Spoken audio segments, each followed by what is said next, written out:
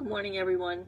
I wanted to get back on track about what I was talking to you about yesterday regarding organization with the world of spirit. I talked a little bit about the difference between one-on-one readings and galleries, and I mentioned how how organized they work with me. When they pull in a gallery, they'll stand, behind the person that they're connected to. But for me, I call myself a very organized medium, and that's the way I teach.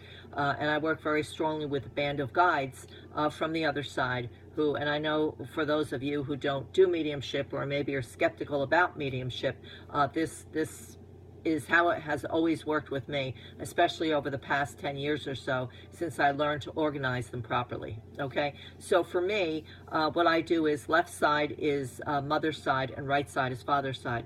So when I'm doing a gallery, or even when I'm just doing a one-on-one reading, for me, when loved ones from spirit step in, if they're connected with the mother's side, they'll stand to my left side. If they're connected to the father's side, they'll stand to the right side, and they'll place themselves generationally.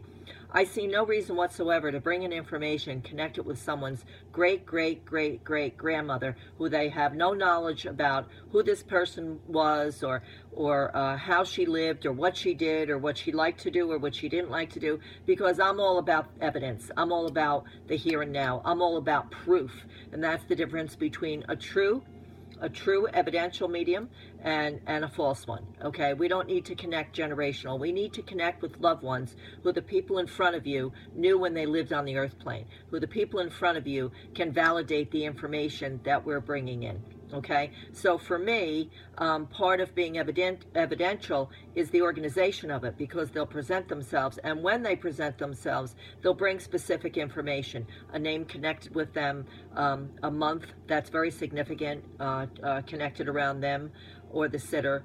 They'll share a memory with me that only the person who sits in front of me and the person in spirit would understand.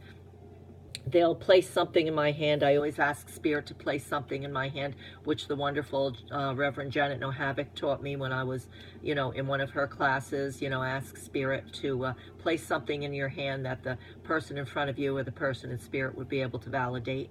So it's all about evidence with me, and organization is key for that.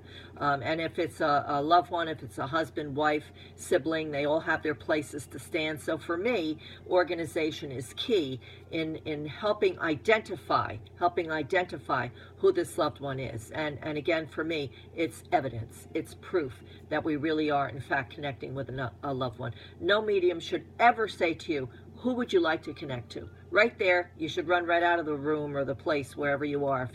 If you're going to a medium, nobody should ask you who you want to connect to.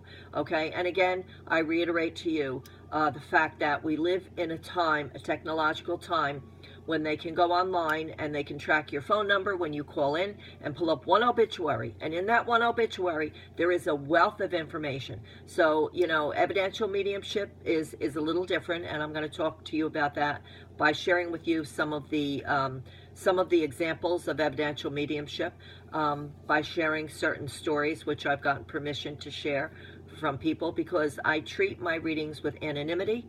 It's between the person who comes to me, spirit, and myself. I'm just the conduit, the messenger. So that's why I don't like doing readings online. I just don't feel I feel it's a very personal thing, and I don't feel that it's fair to spirit. And I don't think that our messages are going to be as profound as when we do them and share very personal information between spirit, the person who comes for a reading, and myself. Okay, so organization again is key for me. As far as the lineup of spirit, that's a key thing for me. And also the way I bring information in, name, rank, and serial number. That's the way I was taught, and that's the way I teach. Okay, so just a little bit about organization when you go to a medium or when you're working as a true spiritual evidential medium. Okay, so again, I leave you in God's love and light.